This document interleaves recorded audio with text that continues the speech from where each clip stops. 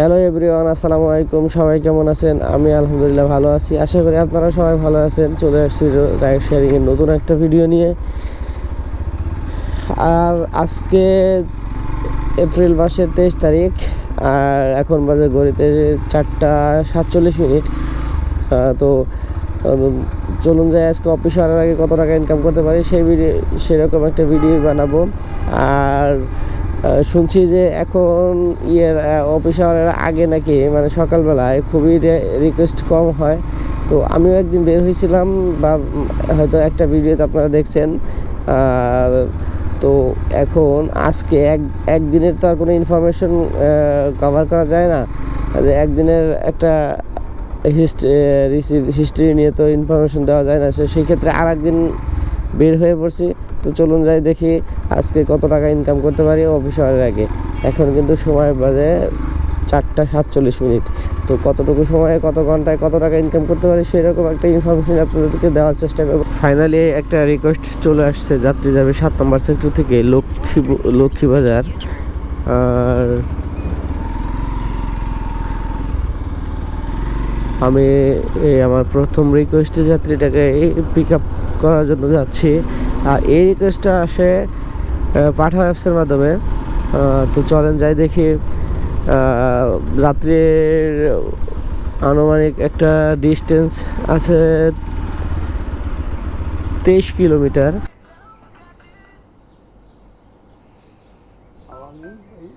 আলামিন ভাই 8.7 ইউটিউবে। হ্যাঁ,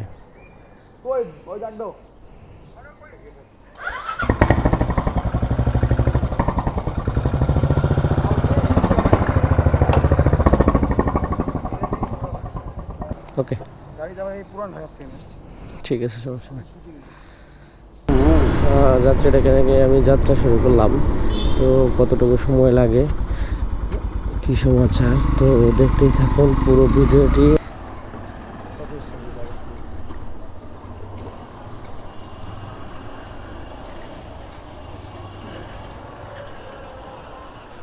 $317।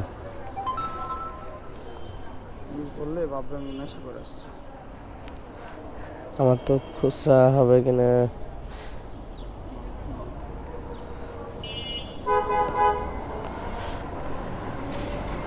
তাহলে আপনাকে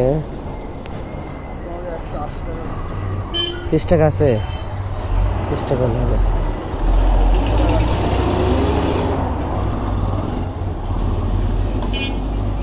ও ভাই,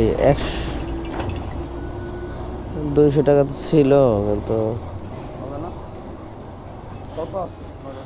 75 টাকা আছে ভাই। 175 টাকা।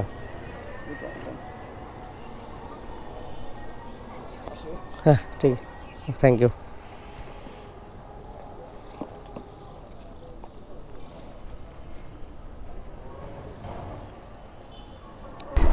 ফাইনালি প্রথম রিকোয়েস্টটা সম্পূর্ণ করলাম। আর এই প্রথম রিকোয়েস্টটা সম্পূর্ণ করার পরে আমার ইনকাম দাঁড়াইলো 325 টাকা দিয়েই চলে গেল। যা হোক, আলহামদুলিল্লাহ। খুবই অল্প সময় লাগছে, মাত্র প্রায় আধা ঘন্টার মতো লাগছে। আমি এই আধা ঘন্টায় মানে 30 মিনিটে 325 টাকা ইনকাম করলাম।